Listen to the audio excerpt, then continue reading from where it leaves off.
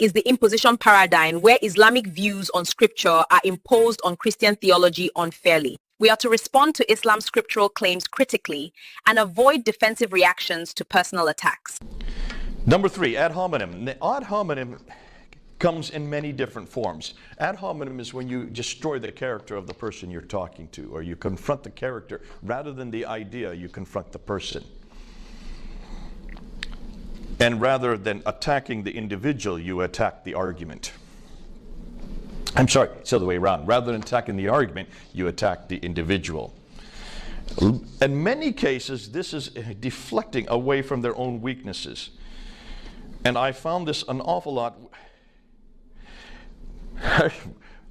Whenever I would use on the ladder, Muslims would throw at me that I'm no authority on Islam, and they would really take me to bits that I had no PhD. And this was one of the typical things, or that I was fat, or that I looked heavier than normal, or these anything to try to denigrate me, to try to show, or my beard was not cut right, or you name it, my shirt didn't look right. Anything that they could come up with. This is called ad hominem. Now, this will not happen so much in your own ministry. You're not going to have this with friends. This happens more in open meetings. On university campus, we have it.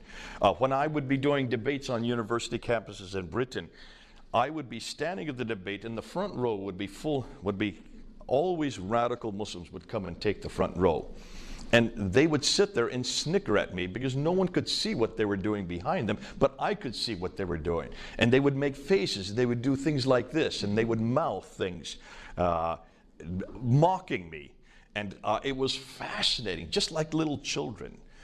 And I couldn't get over why they would think that that would help. And what they were trying to do is get me off my argument.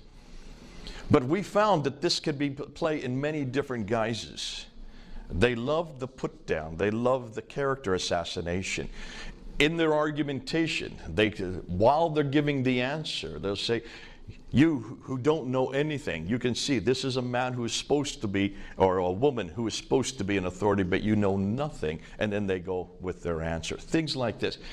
The difficulty for an awful lot of people is for many people, it destroys not only your character, but it destroys your whole, the response. And unfortunately, for a lot of Christians, we don't know how to do, or how to deal with ad hominem, because we don't do it. I have never used ad hominem. There's no reason to use ad hominem. The best response is not even to pay attention to it.